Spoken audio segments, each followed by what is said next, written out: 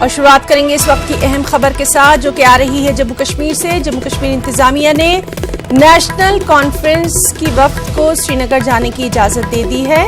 आपको बताएं कि जम्मू कश्मीर इंतजामिया ने नेशनल कॉन्फ्रेंस के वफ्द को श्रीनगर जाने की इजाजत दे दी है। पार्टी सदर डॉक्टर फारूक अब्दुल्ला और उमर अब्दुल्ला से मिलने के लिए ये इजाजत दी गई है और ये वफ्द कल जम्मू से श्रीनगर के लिए रवाना होगा।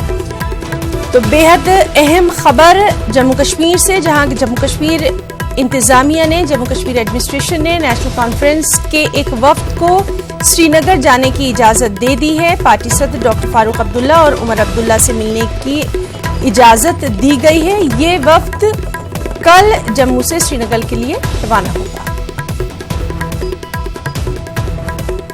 और चलिए मजीद अपडेट के लिए सीधे रुख करेंगे श्रीनगर का, जहां मौजूद है हमारे साथ मनोज कौल। मनोज, काफी अहम खबर, क्या कुछ अपडेट? जी हाँ, बिल्कुल हिंदा, ये एक बहुत बड़ी खबर है कि नेशनल कॉन्फ्रेंस का जो डेलीगेशन है वो फारूक अब्दुल्ला और उमर अब्दुल्ला से मुलाकात होगा।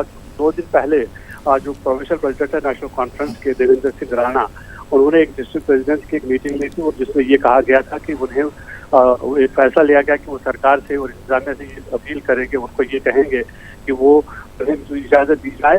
और अब हमें जो हमें खबर मिली है कि उनको इजाजत दे दी गई है और कल सुबह एक वो श्रीनगर जाएगा और डॉक्टर फारूक अब्दुल्ला और उमर अब्दुल्ला से मुलाकात करेगा। उस वक्त की क़यादत जो है जम्मू के नेशनल कॉन्फ्रेंस के प्रोविंशियल प्रेसिडेंट देवेंद्र सिंह राणा करेंगे और उनके साथ कुछ और पार्टी अरकान भी होंगे और दोनों ये वक्त जो है दोनों लीडरों से मुलाकात करेगा। और क्योंकि अब जैसा कि पहले बताया जा चुका है कि लगभग 2 महीने से दोनों लीडर जो है हाउस अरेस्ट हैं। वो फारूक अब्दुल्ला के बारे में ये भी इंतजामिया से खबर आई थी कि उस पर BSA लगाया गया है और वो BSA के अंडर डिटेन किए गए हैं। तो चूंकि BDC के चुनाव भी आ रहे हैं तो ऐसे में ये बहुत बड़ी राहत की खबर है नेशनल कॉन्फ्रेंस के लिए, क्योंकि नेशनल कॉन्फ्रेंस के लीडर्स लगातार ये डिमांड करते आए हैं।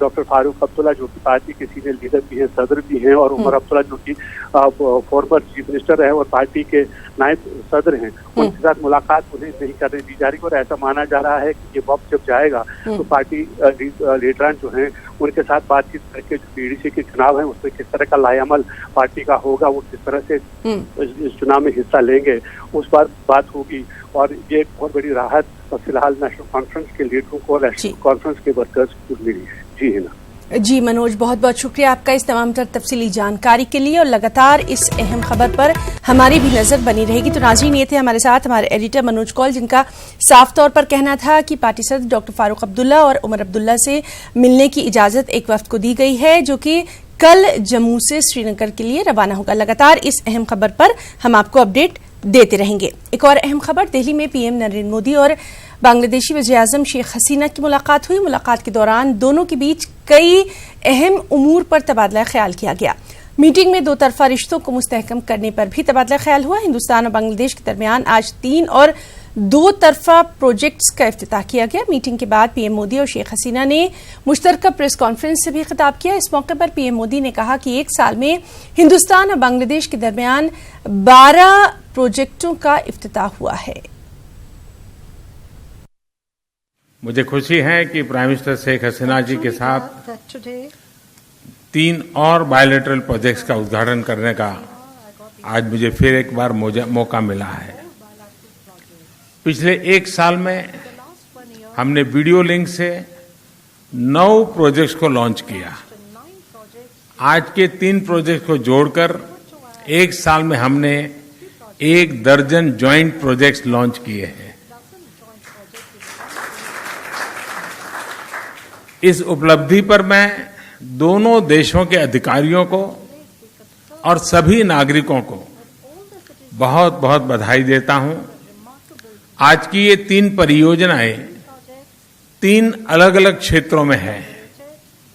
LPG इंपोर्ट, वोकेशनल ट्रेनिंग और सोशल फैसिलिटी, लेकिन इन तीनों का उद्देश्य एक ही है और वो है हमारे नागरिकों के जीवन को बेहतर बनाना। यही भारत बांग्लादेश संबंधों का मूल मंत्र भी है। भारत बांग्लादेश साझेदारी का आधार है कि हमारी मित्रता से हर नागरिक का विकास सुनिश्चित हो।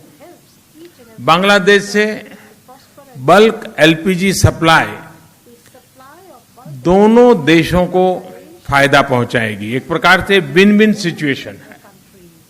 इससे बांग्लादेश में एक्सपोर्ट्स, इनकम और एम्प्लॉयमेंट भी बढ़ेगा।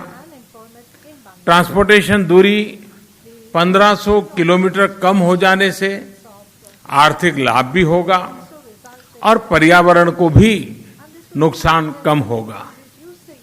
दूसरा project Bangladesh India professional skill development institute Bangladesh के औद्योगिक विकास के लिए कुशल मैन पावर और टेक्नीशियन तैयार करेगा। अनंतनाग के लाल चौक इलाके में मिलिटेंटों ने आज डीसी ऑफिस के करीब एक ग्रेनेड फेंका। वो डीसी दफ्तर के गेट के करीब जोरदार धमाके के साथ फटा। इसके नतीजे में 11 लोग जख्मी हो गए। जख्मियों में ट्रैफिक पुलिस के सिलेक्शन ग्रेड कांस्टेबल और यूपी के मोहम्मद दानिश भी शामिल हैं। जख्मियों को फौरी तौर पर अस्पताल मुंतकिल किया गया। ग्रेनेड हमले के फौरी बाद सिक्योरिटी फोर्सेज और फौज वारदात पर पहुंचे। उन्होंने पूरे इलाके का मुहासरा करके मफरूर मिलिटेंटों की तलाश शुरू कर दी। पुलिस के मुताबिक ये हमला लोगों की नकलो हरकत को रोकने की गर्ज से अंजाम दिया गया। डीआईजी जनूबी कश्मीर अतुल कुमार के मुताबिक इस हमले को उस वक्त अंजाम दिया गया जब डीसी ऑफिस के नजदीक लोगों की काफी भीड़ जमा थी। जराये के मुताबिक इस हमले के बाद सिक्योरिटी फोर्सेज और दीगर एजेंसियों के लिए अलर्ट भी जारी कर दिया गया है। Terrorists lobbed a grenade in the busy Lal Chowk area near DC office, in which 10 people were injured. Except one, all are minor injuries. The one person who's injured is being treated in the hospital. All the persons, except one, there was one selection grade constable of traffic police. Besides, all the injured were civilians. Sir, do you suspect any output behind this attack? Yes, it is definitely a terrorist act, and the way it was conducted, the target was civilians, and it was perhaps an attempt by the terrorists to scare them and spread terror and to dissuade people from going about their normal day-to-day activities. Yes, perhaps it was definitely an act of terror aimed at the common people, and perhaps to dissuade them from going about their daily jobs. Sir, definitely there will be a panic after this attack. What would be your message to the public? We are confident that we will get to those behind this attack, and the legal consequences for those involved will follow. और ये grenade तब फेंका गया जब यहाँ पर DC office में मुलाजमीन आ रहे थे और लोगों का जो हजूम था वो भी यहाँ पर मौजूद था। तो पुलिस के मुताबिक ये कोशिश हो सकती है, क्योंकि जिस तरह से माजी में देखा गया है इन दिनों में जो रश है आम लोगों का वो लाल चौक में बढ़ रहा था, और पुलिस के मुताबिक इस रश को रोकने के लिए, इसमें रखना डालने के लिए मिलिटेंटों ने ये कार्रवाई अंजाम दी। जो ही ये ग्रेनेड दागा गया तो उसके बाद जो पूरा इलाका है उसको कॉर्डन ऑफ किया गया है, और आप मेरे पीछे देख सकते हैं कि किस तरह से सिक्योरिटी एहलकारों ने इस पूरे इलाके का मुहासरा किया। और ये वो बिजी एरिया है डीसी ऑफिस का जहां पर ग्रेनेड दागा गया था।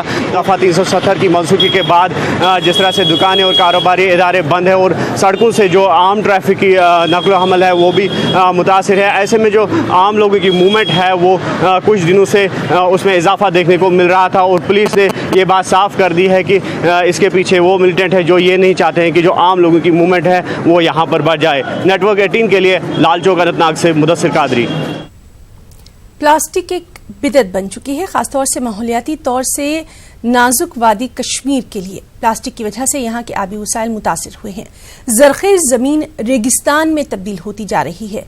2014 के तबाहकुन सैलाब के दौरान भी प्लास्टिक ड्रेनेज में रुकावट पैदा करके तबाही की एक बड़ी वजह बन गई थी, और ऐसे में वज़ीर-ए-आज़म नरेंद्र मोदी की तरफ से प्लास्टिक के खिलाफ मुहिम ने पूरे मुल्क को इस बिदअत के खिलाफ मुत्तहिद कर दिया है। देखिए ये खास रिपोर्ट। वादी कश्मीर में प्लास्टिक के खिलाफ मुहिम एक मिशन की शक्ल इख्तियार कर चुकी है। वज़ीर-ए-आज़म नरेंद्र मोदी की जानिब से शुरू की गई इस मुहिम ने सरकारी अफसरान को बेदार कर दिया है। सफाई कर्मचारियों को नई तवानाई बख्शी है। अवाम की इस मुहिम में बढ़ चढ़कर शमूलियत देखी जा रही है। एक माह कबल जो मुहिम बिल्कुल गैर मुनज़्ज़म नजर आ रही थी वो अब एक मरबूत मिशन बन चुका है। तमाम लोगों को एक नारा से नो टू प्लास्टिक ने मुत्तहिद कर दिया है। स्वच्छता ही सेवा प्रोग्राम के तहत म्युनिसिपल काउंसिल श्रीनगर ने सितंबर के आखिरी 20 रोज के अंदर 13 टन मिकदार का प्लास्टिक जमा किया है। श्रीनगर के 35 वार्ड से प्लास्टिक निकाला गया। श्रीनगर की वाहिद डंपिंग साइट अच्छन से 161 मीट्रिक टन प्लास्टिक को जमा करके रिसाइकलिंग के लिए छांटा गया। श्रीनगर म्युनिसिपल कॉर्पोरेशन के मुताबिक जमा किया हुआ प्लास्टिक सड़कों की ब्लैक टॉपिंग और सीमेंट फैक्ट्रियों के लिए इस्तेमाल किया जाएगा। इस वक्त अवेयरनेस चल रही है जोरों शोरों पे, हर एक जगह। जो फेज़ फर्स्ट ख़त्म हुआ 11 सितंबर से 2 अक्टूबर कल्मिनेट हुआ है। इसमें हमने बहुत सारे अवेयरनेस प्रोग्राम्स किए हैं और प्लास्टिक बहुत सारा जमा किया है। इसमें करीबन 13 क्विंटल हमने जमा किया है, जो 4 जगहों पे एक हमारे प्रेमिसेस में, एक असन साइड पे और लाल चौक में भी और निशात साइड में भी हमने जमा करके रखा है। और दूसरा जो फेज़ और 27 तारीख तक चलता रहेगा, इसमें खास प्रोग्राम्स यही रहेंगे, प्लास्टिक कलेक्शन, अवेयरनेस और इसका डिस्पोजल। और हमने एक अच्छी बात ये भी है कि हमने MOU कल ही साइन किया है PWD के साथ कि वो बिटुमिनस के साथ ब्लैक टॉपिंग में प्लास्टिक यूज़ करें। श्रीनगर में रोजाना 400 मीट्रिक टन सॉलिड वेस्ट निकलता है। माहिरीन के मुताबिक इस वेस्ट का 20% प्लास्टिक होता है। अगरचे प्लास्टिक छांटने की स्कीमें माजी में कामयाब नहीं हो पाई, ताहम अब म्युनिसिपल हुक्काम के मुताबिक चीज़ें पहले से काफ़ी बेहतर हैं। जम्मू कश्मीर में 50 माइक्रोन से कम पॉलीथीन बैग्स के इस्तेमाल पर गुज़िश्ता 12 सालों से पाबंदी है, ताहम ये पाबंदी सिर्फ कागज़ों में दर्ज है। बाजारों में पॉलीथीन का खूब इस्तेमाल हो रहा है, जो कि बैरून रियासतों से दरामद किए गए हैं। अगरचे स्टेट पॉल्यूशन कंट्रोल बोर्ड कार्रवाई की बात करता रहता है, ताहम वो एतराफ़ कर रहे हैं कि इसके ज़मीन पर कम असरात नज़र आ रहे हैं। जितनी प्रोडक्शन थी हमारे यहाँ पे, वो हमने सभी इंडस्ट्रीज बंद कर दी थी। अब जो जिनको लाइसेंस मिला है वो ऐसी इंडस्ट्री हैं जो 50 माइक्रोन से ज़्यादा प्रोड्यूस कर रहे हैं। तो इसलिए बाहर से आता है ज़्यादातर, जो है ट्रेन्स के थ्रू आ जाता है, ट्रक्स के थ्रू आ जाता है, क्योंकि एक छोटा सा पैकेट भी काफ़ी प्लास्टिक ला सकता है। तो इसलिए इसको डिटेक्ट करना काफ़ी मुश्किल है। हमारी कोशिश रहती है, हमने एक प्लास्टिक चेक पोस्ट भी बनाया है लखनपुर में, और आज तक हमने 400 मीट्रिक टन जो है सीज किया। कुछ माहिरीन कहते हैं कि पॉलीथीन के बेहतर मुतबादिल की अदम मौजूदगी के चलते इस पर मुकम्मल तौर पर पाबंदी लागू करना मुश्किल है। काफ़ी रिप्लेसमेंट भी दे दिया हमने। कुछ दुकानदार आज रखते हैं जूट के बैग, आप भी देखते हैं, जैसे बहुत सारे जहाँ पे प्रोविजन स्टोर्स, बड़े बड़े दुकानदार हजरात वो तो रखते हैं, लेकिन यहाँ पर भी कई बार इन्होंने वेंडर्स को दिए हैं ये रिप्लेसमेंट जूट बैग्स, और वो उठा के, लेकिन फिर अगले दिन जब जाते थे हमारे टीम्स वहाँ पे, एनफोर्समेंट टीम्स, वो देखते थे वहाँ पर फिर पॉलीथीन और वो चीज़ें गायब करते थे, या तो वो बेचते थे या कहीं और करते थे। ये परेशानी है। ये भी मेरी रिक्वेस्ट है उन वेंडर्स हजरात से भी, इनके खिलाफ भी अब कार्रवाई होगी, कानूनी कार्रवाई होगी अगर वो प्लास्टिक का यूज़ करेंगे या पॉलीथीन का यूज़ करें। सिर्फ नारा यही होता है, ban on single use plastic. इसमें पॉलीथीन भी आता है, प्लास्टिक भी आ जाता है, लेकिन इसमें रूल्स भी बने हैं, बायलाज भी बने हैं। अगर लोग अभी भी बेदार नहीं होंगे तो इनको ये परेशानी झेलनी पड़ेगी। कश्मीर में कई म्युनिसिपल कमेटियों ने बेदारी प्रोग्राम शुरू कर दिए हैं। वो प्लास्टिक के खिलाफ मिशन में आवाम की शिरकत भी तलब कर रहे हैं। अगरचे इस मजबूत मुहिम से प्लास्टिक की बिदअत खत्म हो जाएगी, ताहम वादी कश्मीर में कई हिस्सों में कचरे की निकासी में कई मसाइल हायल हैं। कई अजला में डंपिंग साइट्स का फुकदान है। इसकी वजह से ये प्लास्टिक अक्सर आबी वसाइल में मिलकर मसाइल पैदा करते हैं। बहरकैफ प्लास्टिक को ख़त्म करने की जंग में अगर वाकई कामयाबी हासिल करना है तो हुकूमत को साइंसी डंपिंग साइट्स बनाने होंगे। न्यूज़ 18 उर्दू के लिए श्रीनगर से शब्बीर अहमद की रिपोर्ट। हरियाणा असेंबली इंतखाबात से ऐन पहले कांग्रेस को बड़ा झटका लगा। कांग्रेस के साबिक रियासती सदर अशोक तंवर ने पार्टी से इस्तीफा दे दिया। कुछ दिन पहले ही तंवर ने दिल्ली में कांग्रेस सदर सोनिया गांधी के घर के सामने एहतजाज भी किया था। तंवर ने ये एहतजाज असेंबली चुनाव में टिकटों की तकसीम को लेकर किया था और आज अशोक तंवर ने ट्विटर के जरिए इस बात का ऐलान किया कि उन्होंने पार्टी से इस्तीफा दे दिया है। उन्होंने ट्वीट किया कि पार्टी वर्कर्स के साथ काफी गौर खौज के बाद कई वजूहात की बिना पर वो आज पार्टी की प्राइमरी मेंबरशिप से इस्तीफा दे रहे हैं। ये हमने क्राइटेरिया भेजे थे, ये है, आपने जो हमें दिया उसका बहुत बहुत धन्यवाद है। लेकिन जो कमेटी आप हैं, जिन कमेटियों का मैं समझता हूँ कि कितना वो इन्वॉल्वमेंट होगा, क्या हो सकता होगा, वो एक अलग बात है। तो उन सबसे मैंने इस्तीफा दिया है। उसके आदेश तो मैं कभी मानूंगा नहीं जिसने हमारे यहाँ पार्टी के आदेश नहीं माने। जिन्होंने कभी पार्टी के आदेश नहीं माने, जो खुद अनुशासित हो, जो पार्टी के आदेश मानता हो, उसके आदेश माने जाएंगे और किसी के नहीं माने जाएंगे। और मैं अंत में यही कहूंगा कि अभी आप 85 बार कितनी टिकटें किसको मिली, लेकिन मैंने इस लेटर में लिखा है कि हरियाणा कांग्रेस कहीं ना कहीं वो जो है कांग्रेस से हुड्डा कांग्रेस बनती हुई नजर आ रही है। और आज की सबसे अहम खबर तेलंगाना से आई, जब आरटीसी के मुलाजमीन की हड़ताल का यहां काफी असर देखा जा रहा है। सड़कों से बसों के गायब होने की वजह से लोगों को काफी दिक्कत पेश आ रही है। आरटीसी मुलाजमीन की तंजीमों ने मुश्तरका बैनर तले हड़ताल की कॉल दी है। हालांकि हुकूमत ने हड़ताली मुलाजमीन को धमकी दी है कि अगर वो आज शाम 6 बजे तक अपनी ड्यूटी पर हाजिर नहीं हुए तो उन्हें मुस्ताफी समझा जाएगा और उन्हें दोबारा मुलाजमत पर भी बहाल नहीं किया जाएगा। वाज़ेह रहे कि आरटीसी नीम सरकारी शोबा है। हुकूमत ने सख्त रवैया अख्तियार करते हुए मुलाजमीन तंजीमों से बातचीत के लिए बनाई गई कमेटी को तहलील कर दिया है। हुकूमत का कहना है कि वो चाहती है कि दशहरे और दूसरे त्योहारों के मौके पर आम लोगों को किसी किस्म की परेशानी ना हो, लेकिन सड़कों का हाल कुछ और ही कहानी बयान कर रहा है।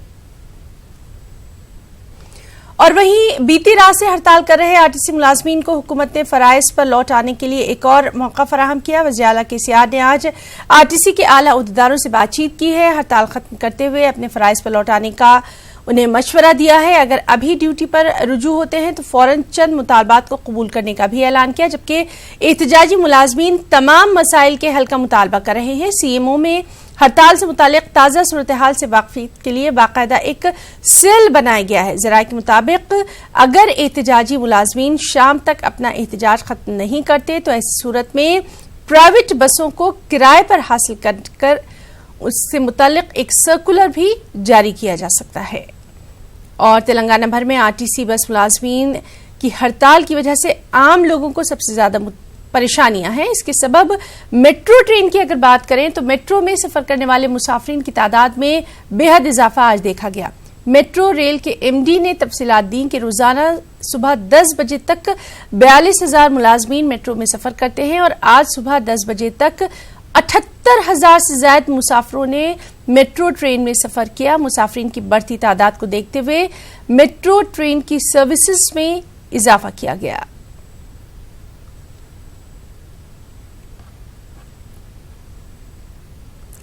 आईबी जराये के हवाले से खबर है कि दिवाली और छठ के मौके पर दहशतगर्द हमला कर सकते हैं। आईबी जराये के मुताबिक दहशतगर्द बिहार और झारखंड में ये हमला अंजाम दे सकते हैं। इस सिलसिले में झारखंड और बिहार में मुमकिना दहशतगर्दाना हमलों का अलर्ट जारी कर दिया गया है। आईबी ने झारखंड और बिहार की पुलिस इंतजामिया को अलर्ट कर दिया है।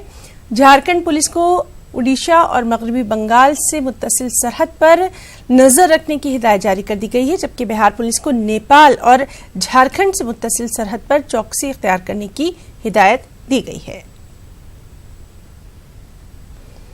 वहीं पटना समेत बिहार के बेशतर अजला में हुई बारिश से तबाही ने नीतीश हुकूमत और इंतजामिया की पोल खोलकर रख दी। इस तबाहकुन बारिश ने बीजेपी और जेडीयू की दोस्ती में भी दरार पैदा कर दी। दोनों पार्टियां तबाही के लिए एक दूसरे पर इल्जाम तराशी कर रही हैं।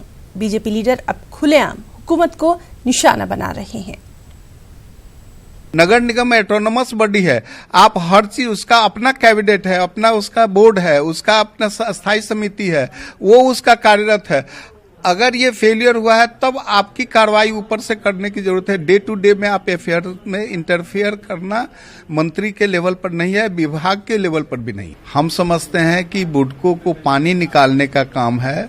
दोनों का कोऑर्डिनेशन की कमी होने से थोड़ी ये परेशानी बढ़ी है। अधिकारियों के पक्ष में कौन खड़ा हो गया? गिरिराज कोई गुंगा बह रहा है। जब अधिकारियों का राजनीतिकरण हुआ है तब तक दुर्दशा हुई। ये बात सही था कि कल से पहले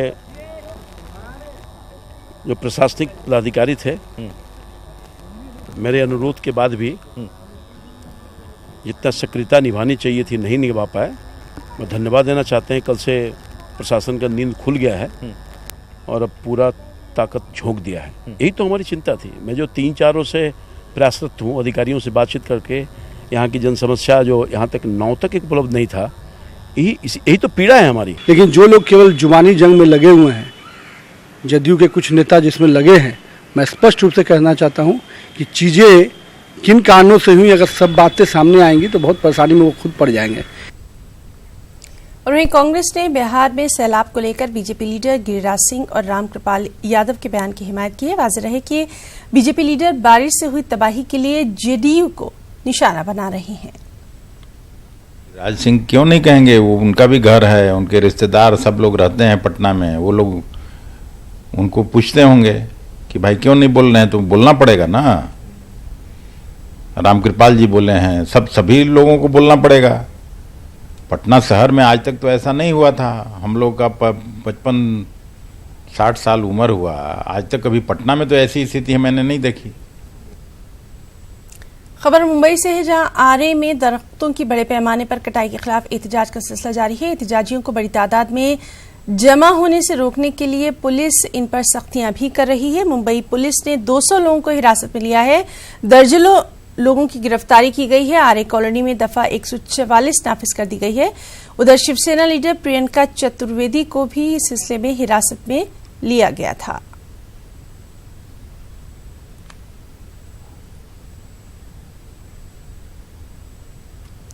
पटना के मुस्लिम इलाकों में पानी जमाव का मसला संगीन सूरत हाल इख्तियार कर गया है। बारिश के पानी ने जहां शहर के कई इलाकों में सैलाब जैसी सूरत हाल पैदा कर दी है, वहीं मुस्लिम इलाकों में एक हफ्ते से जमा हुआ पानी अब बीमारी की वजह भी बनता जा रहा है। अगर न्यू मिल्लत कॉलोनी की बात करें तो यहां रहने वाले लोगों का कोई पुरसाने हाल तक नहीं। अभी तक हुकूमत का एक भी नुमाइंदा मिल्लत कॉलोनी के लोगों का हाल तक जानने के लिए नहीं पहुंचा है। हालांकि ये कॉलोनी पटना की पॉश कॉलोनीज में शुमार की जाती है। तो आप देखिए हमारी ये खास रिपोर्ट। मुझे इजाजत दें, आदाब।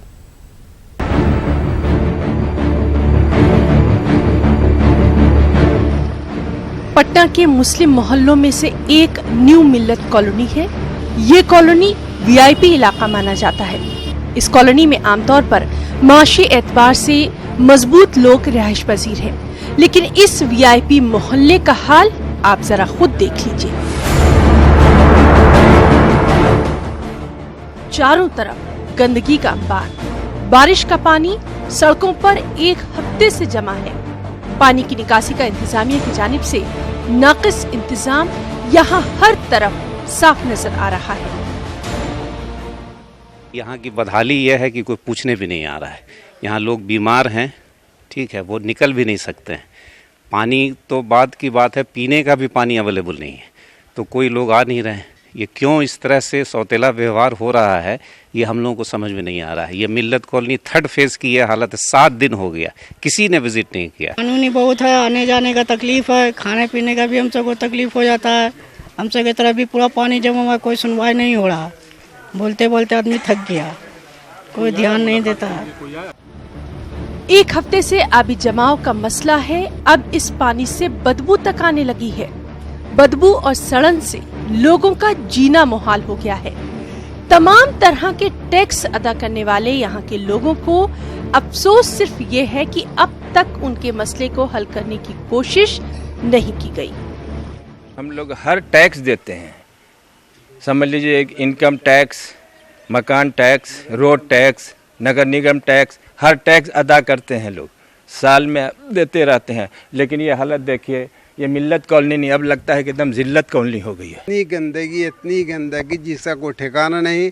हम लोग पानी में हिल के जा रहे हैं, घर में धोते हैं, पैर में खुजली है, नोचनी है, बहुत ज़्यादा परेशान है। सारे लोग, बच्चे, बूढ़े, ये लोग तो निकल ही नहीं पाते हैं। काफ़ी मुश्किल में जी रहे हैं, हम जी रहे हैं, बाल बच्चे जी रहे हैं, सब जी रहे हैं। छोटे छोटे बच्चे हैं, स्कूल जाना बंद है, अभी तक कोई स्कूल नहीं गया। बच्चे लोग को बाहर निकलना मुश्किल है।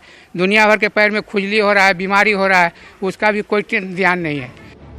मिल्लत कॉलोनी में दर्जनों रिटायर्ड सरकारी ऑफिसर्स रहते हैं। उनकी अपील का भी हुकूमत पर कोई असर नहीं दिखाई दे रहा। अब जरा ये सोचिए कि आम बस्तियों में रहने वाले लोग बारिश के बाद किन हालात से जूझ रहे होंगे। न्यूज़ 18 उर्दू के लिए पटना से महफूज आलम की रिपोर्ट।